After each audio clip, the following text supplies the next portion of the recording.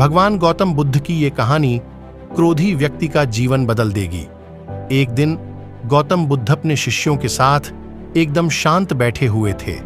उन्हें इस प्रकार बैठे हुए देख शिष्य चिंतित हुए कि कहीं वह अस्वस्थ तो नहीं है। एक शिष्य ने उनसे पूछा कि आज वह मौन क्यों बैठे हैं, क्या शिष्यों से कोई गलती हो गई है?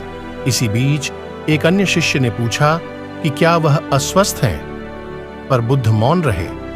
तभी कुछ दूर खड़ा व्यक्ति जोर से चिल्लाया, आज मुझे सभा में बैठने की अनुमति क्यों नहीं दी गई है? बुद्ध आंखें बंद करके ध्यान मग्न हो गए। वह व्यक्ति फिर से चिल्लाया, मुझे प्रवेश की अनुमति क्यों नहीं मिली?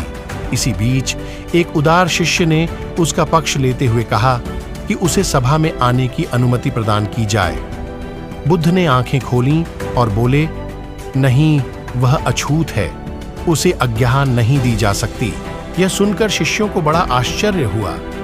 बुद्ध उनके मन का भाव समझ गए और बोले, हाँ, वह अछूत है। इस पर कई शिष्य बोले, हमारे आश्रम में जात पात का कोई भेद ही नहीं, फिर वह अछूत कैसे हो गया? तब बुद्ध ने समझाया, आज वह क्रोधित होकर आया है। क्रोध से जीवन की एकाग्रता भंग होती है।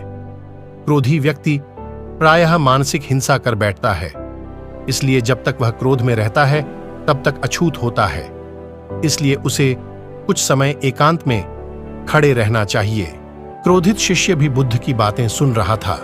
पश्चाताप की अग्नि में तपकर वह समझ चुका था कि अहिंसा ही मनुष्य का महान कर्तव्य व परम धर्म है। वह बुद्ध के चरणों में गिर पड़ा और कभी क्रोध न करने का प्रण लिया।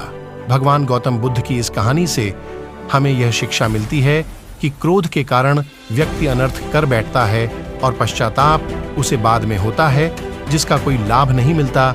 इसलिए हमें क्रोध नहीं करना चाहिए।